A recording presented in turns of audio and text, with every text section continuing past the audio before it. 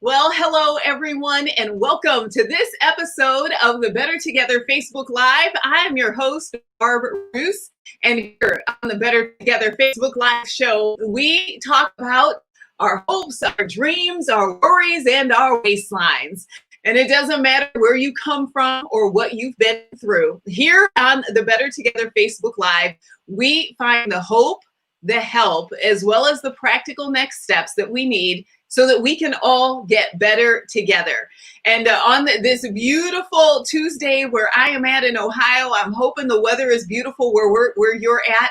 We are just a few days from the holiday weekend being the 4th of July, and yet we still have so much that is happening in our world today. And so if you are joining us for the first time on the Better Together Facebook Live, I am so glad that you're here. This is an interactive broadcast that began during stay-at-home during the pandemic. And I decided that we would want to keep this sense of community. And so I'm glad that you took some time and that you decided to hang out with me and my guests. I've had a chance to have some fantastic guests, and tonight, even more special and fantastic. And if you are just joining us, go ahead and say hi in the chat. This is an interactive experience throughout the broadcast. I'm going to ask you questions to hear from you and give your feedback about what the topic that we're talking about. And particularly tonight, we're talking about faith lessons in hard times.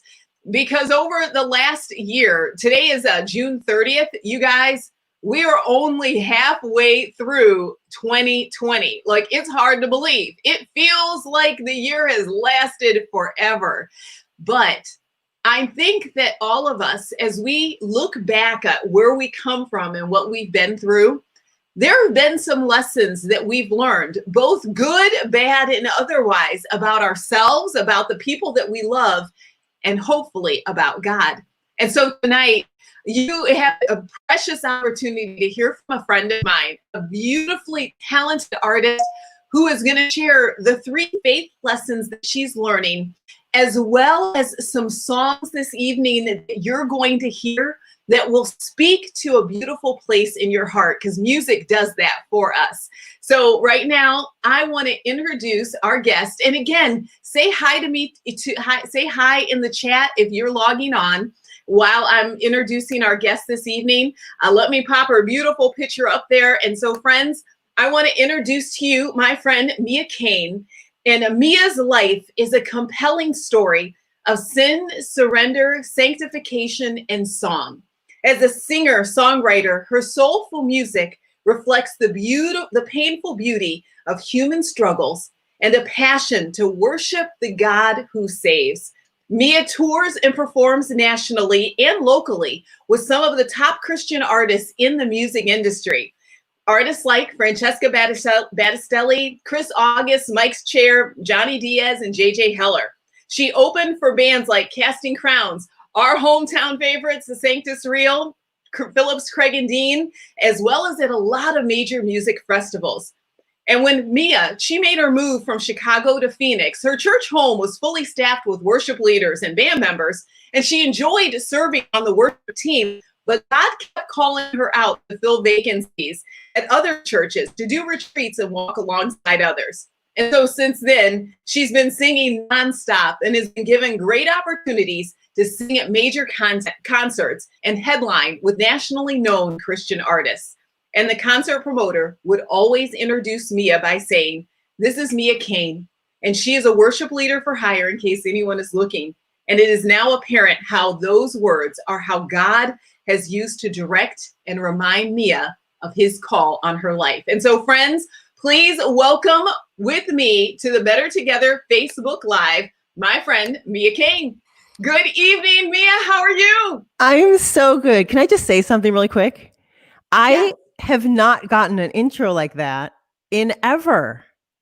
And I'll tell you the really cool thing about that is sometimes I forget those things. I forget about the journey of what all has happened that brought me to this place. So thank you for that reminder about what God has done. Well, I have heard your story many times over almost the last 2 years now. And every time I hear your story, it falls on fresh ears Mm. because of how you've allowed God to use you. And so thank you. You've blessed me so often with your music that I love the fact that I might have been able to bless you in a little way. So Thank welcome. you. Thank And you. for the audience that is joining us this evening, you and I are going to talk about some of the faith lessons that you're learning in this season of life. And we've got some friends that are joining us. Robin, my friend Robin, waved and said hi. Hello, Jackie. Good to have you. That's my Jackie girl. said hi, Mia and Barb. And as a singer-songwriter, I am not a singer-songwriter, but I'd like to think that singer-songwriters are moved by what they see around them and what they've experienced. Like, has this stay-at-home pandemic season of life made you want to write some music or just snack like the rest of us? Well, I think as evidenced by literally the 19 to 20 pounds I put on, it may be a little bit of both. But for me, it hasn't necessarily been a songwriting time, but it's been more of a time where I'm reflecting and I'm doing a lot of writing.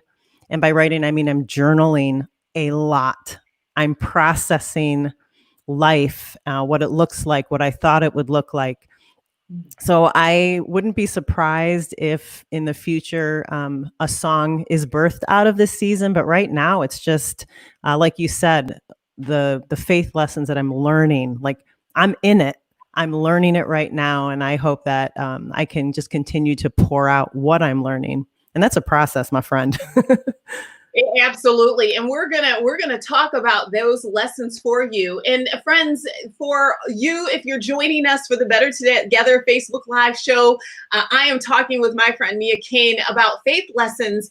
And tonight's special treat is you get a chance to hear two of the songs that Mia has written that have been a huge part in blessing my life. But before we get to that, Mia, one of the things that I found out about you the fastest is that you are a foodie. And so, audience, Mia is going to talk to us about some of her culinary loves. But Oh for my you, goodness. I know. So, audience, while we are talking, tell me, are you a foodie? And if you are, what's your favorite restaurant or your favorite style of cuisine? Are you a Mexican person, an Italian person? Do you like Lebanese? So go ahead and share that in the comments. But Mia, you are a foodie out there in Arizona and travels. And tell me what being a foodie is like for you. What does that even mean? Well, to be 100, I'm a in the closet foodie. And so the Instagram account that you stumbled upon was my secret account because people apparently didn't want to see all my pictures of food. So I'm like, well, I'm just going to go and make a foodie account. And so it really is my diary because I travel, from here to there across the country, and I'm always stumbling upon these places and I have no memory. And so I have to document the food so that I can remember to go back. And I just love taking pictures of food because I love to remember how good they were. And because I'm not the world's greatest cook. So that's just my little side hustle. Really? And so do you want us to share the photos of your food? Totally. Alrighty. Well, friends, I asked you to share if you were a foodie. And so Marie did chime in. She says she loves Rosie's Italian, which sounds so good right now. And so Mia, I've got two different places where you've been. And so tell us about these culinary lovelies right here. Okay, the one where you see the tacos is actually that's home cooking for me. That was like leftovers night or something. So I thought my food looked pretty. So of course you have to take a picture of it if you want to remember how to make it next time. And then the other one was another place that we just visited out in, I think, like Cottonwood, Arizona.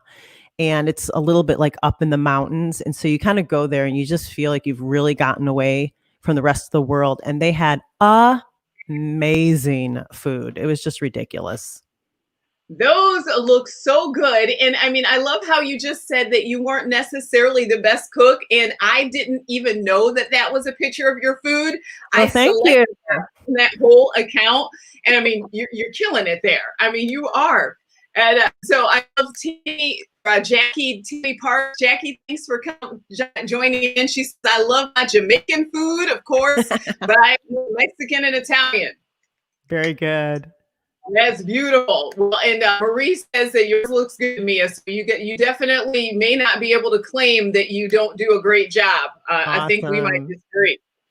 Well, in talking about food is fun. Talking about faith nourishes our soul. And so I'd love to get in with you about some of the faith lessons that you are learning in life.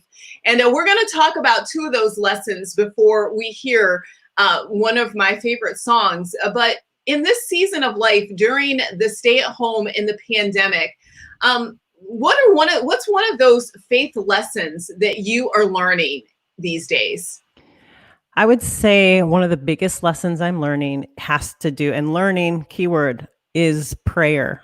My husband and I, actually before that, I did this 40-day prayer challenge and it just rocked my world. And then I was so excited that after I was done, I talked to my husband and I said, hey, let's do this 40-day prayer challenge. We just kind of opened it up to like the community of people and we just all got on this journey. And I think the biggest thing that I learned was um, in prayer, my communication with the Lord, I can be bold. You know, there are things that I'm struggling with. I can be bold to come to God and ask Him for things and tell Him things. But more importantly, I can take time to be consistent in my prayer life. And also in that, to just pause and to listen. Like I could spout off a whole bunch of things like, Lord, I need this, Lord, I need that. You're great. But sometimes the Lord is just asking me, hey, Mia, can you just slow your roll? Just be still and listen. And I think one of the beautiful things is, as I have taken the time to communicate with God, He never fails in communicating to me and speaking really loudly and really clearly to me. And I absolutely love that.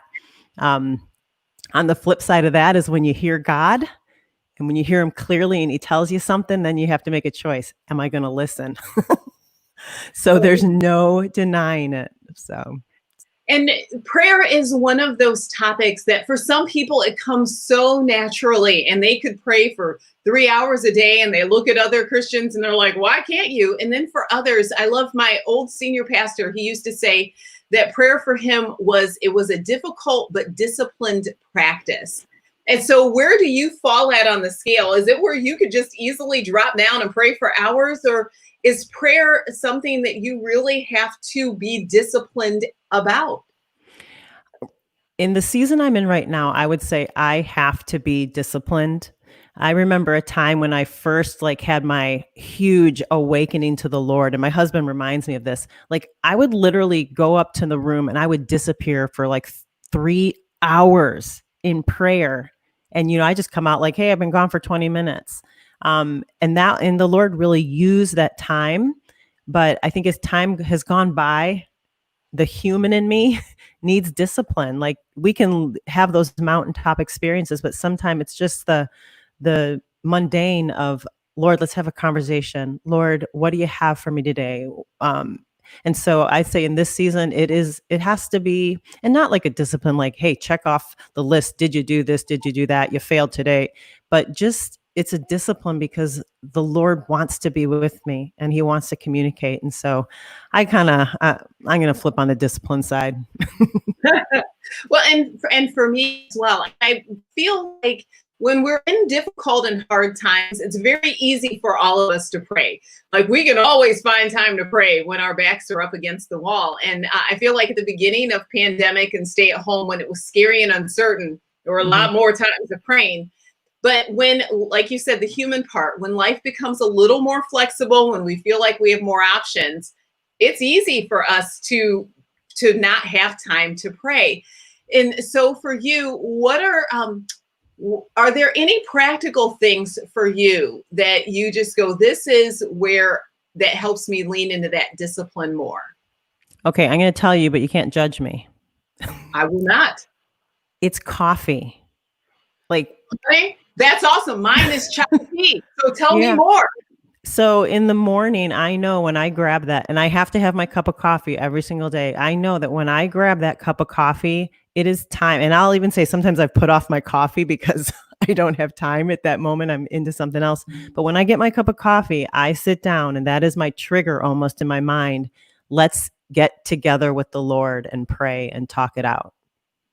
That it Charles Duhigg, the author of The Power of Habit, he said that often we tie a disciplined task to a reward and it helps us to do it. And so for me, my cup of chai tea is my reward symbol to pray. Oh, Absolutely. wow. I love Yes, that. where you're at, that's like a scientific proven thing. And so I love that you shared that. I didn't even I know how scientific I was.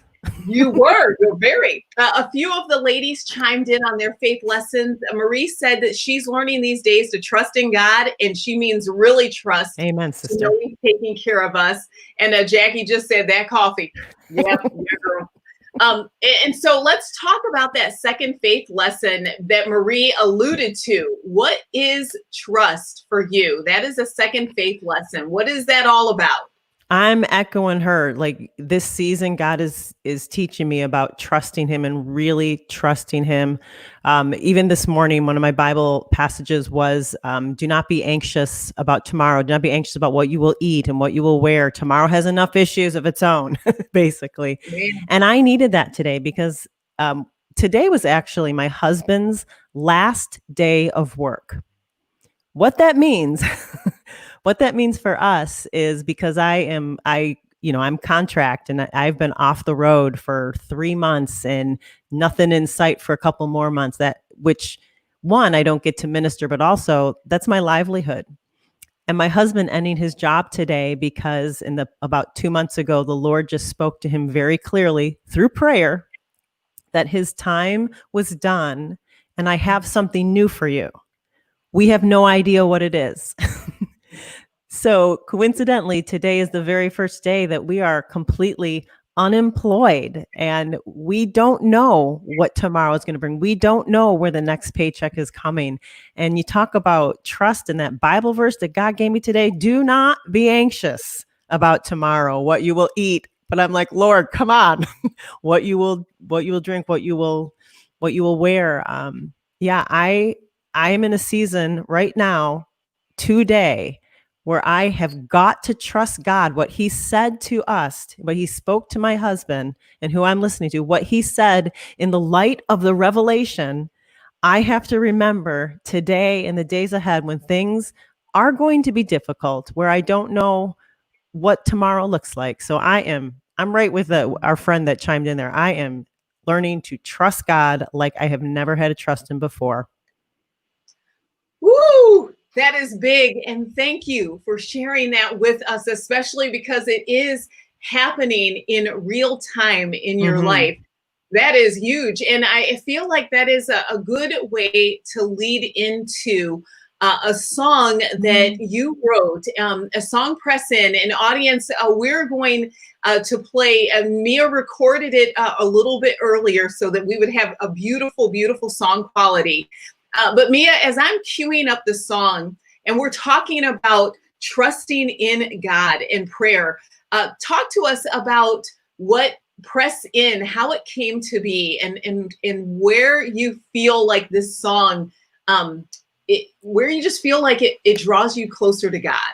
Yeah, I think the chorus speaks it. It says, "I will press in, I will press on, and I will not lose hope."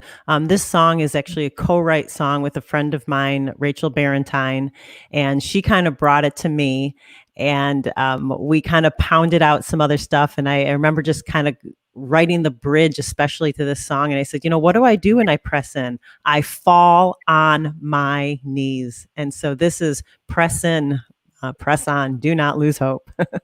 Here we are.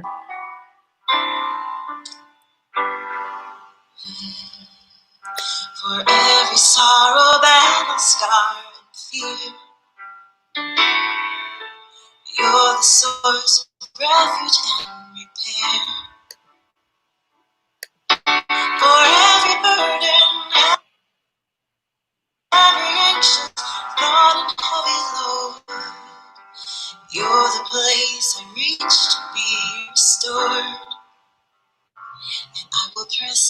and I will press on, and I will never lose hope. You are my strength, and you are my song, and you will never let go. For every moment, every joy and grace, you're the source, and I will choose to praise. For every moment, every costly gift you have bestowed, I am grateful for the overflow. My thankful heart, I bring it to you, Lord. I will press in, and I will press on, and I will never lose hope. You are my strength, and you are my song, and you will never let Oh, hold on a second. I did something there. That was go. I will press in, and I will press on, and I will never lose hope. You are my strength, and you are my song, you will never let go. I'm falling on my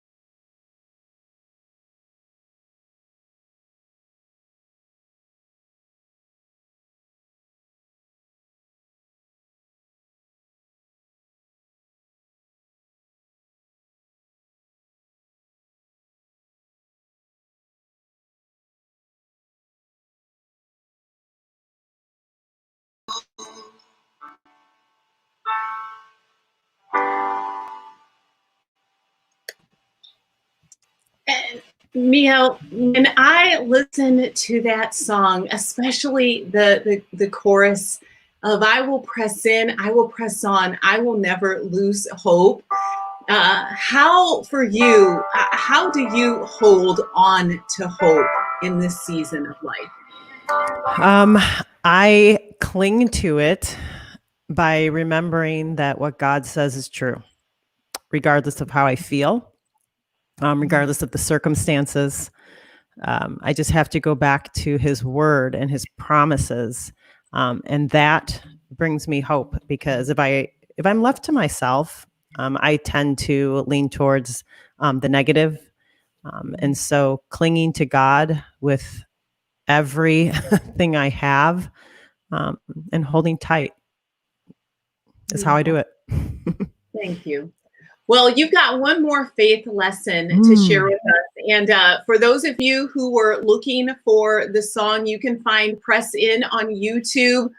When we had a little glitch, that was me. My apologies. And so I'd love for you to hear the song completely. Check it out on YouTube. But Mia, you've got one more lesson for us. And what is that third faith lesson? The third one is community. And this is probably the hardest one for me. And by that, I mean, I'm a natural introvert. And I'm going to tell you, when the quarantine first happened, I was like, yes, like this is awesome. I love being locked down in my house. I love being on my own. And by introvert, what I really mean is I refuel and I energize in solitude. I know that some people go out and they're energized by the energy of others. I'm energized alone. But what I realized after, several weeks and a month of the solitude is that I was still having time with the Lord. I was still praying. I was doing my devotions. I was worshiping, but I had nowhere to pour out. I had no one to connect with everything that was being poured into me. And it got really hard and it got really difficult. And I probably slipped into the deepest depression since 2001 that I have ever been in my life. And I called my sister one day, and it was bordering on, I was feeling suicidal, honestly. And I just called her and I just cried for 30 minutes. I'm just crying to my sister, and she spent 30 minutes just praying over me. And as I remember the crying with her, the biggest cry was, I need people. I need people. I feel so alone. And I think that was the realization for me, like, man, like God did not design us to be like this. This was not his plan. This is not his design. We need people, even us crazy introverts who love the quiet and being alone. We need people. We need community. And one of the verses that I really cling to when I go out and share songs is from 2 Corinthians, what is it? 1 verse 3, where it talks about, blessed be the God of our fathers, the God of all compassion, who comforts us in our affliction. He comforts us so that we can comfort others. That whole thing about being with others, we're called to be in community with each other. And when that's cut off, I just don't think that's the plan. And so that was just really hard for me. And I just kept having to remind myself, I'm not alone. I love Zooms, and I love Facebook Lives, and I love all the interactions that we can do. But man, I'm learning. Little old Mia, who dreamed about being a hermit, does not need that. I need people. I need community. That's how God designed us. Well, and speaking of community, you and I met through the Aspire Women's event. And so you are the MC for Aspire, as well as one of you've been a founding artist. You're one of the founding team members of Aspire.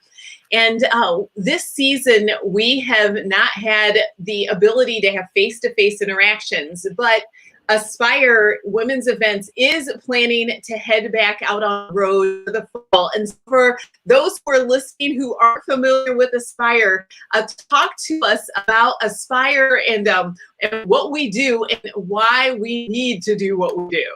Oh, Aspire is a one-night women's event with laughter, learning, stories, and music. And I think that combo, it's like a trifecta. We need to laugh. We need to come together. We need to be in community. And as we worship God and with songs, as we stand next to each other, our hearts are softened. Our hearts are opened to receive the word of God. We have, well, you're one of them too. We have amazing Bible teachers. And I think one of the things that we've really, I hate to use the word pride, but kind of prided ourselves on and really have held up is that we want to have fun. We want to laugh, but we want the word of God above everything else to be proclaimed above anything else. You know, we can feel good about this and that, but man, it's the word of God that changes. And so that's always been at the forefront of what we do, who we have, and who our speakers are and teachers.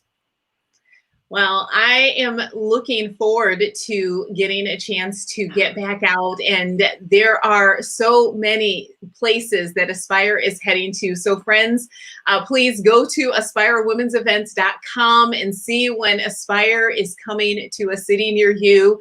And because Aspire partners with local churches are going to all working together to make sure that it is a safe experience for everyone. But like Mia said, the community and being able to just get together. So that is a blessing. Mia, we've got one more song that we're going to share with the audience this evening. And I want to say a big thank you to those of you who did a great job of putting the link in the comments. Thanks to Mark. He put the YouTube link in the video. Hey, Mark. On. Yes. And Maria's just like, I kept trying to do a watch party. So we're working with technology here, friends. But uh, your song, You Are Not Alone, I think that is a beautiful way to close out our time together for someone who is feeling lonely this evening. And maybe during the pandemic, things have been much harder than what you expected. And you're struggling and feeling isolated. Mia, tell us about this song while I get it all queued up, and why you wrote it, and what your prayer is when listeners hear it. Yes, this song actually came out of my own struggle with depression and suicide, and that whole verse about we are comforted so that we can comfort others.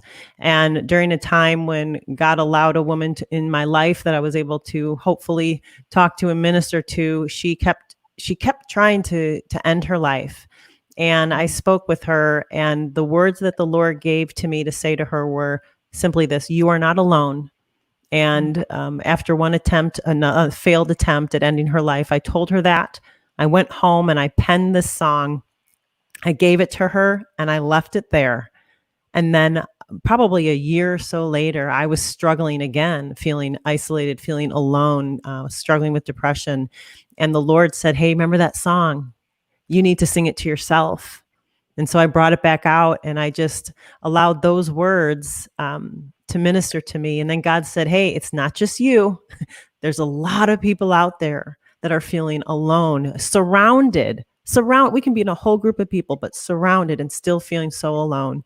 And so that is what that song is. That's the message and heart of that song, lifting our eyes on Jesus. And I'll just say too, the video that you're going to show, I still get tears every time I watch it, but it is with my home Celebrate Recovery group, and they all agreed to show their own testimonies through the cardboard testimonies of the song, You Are Not Alone.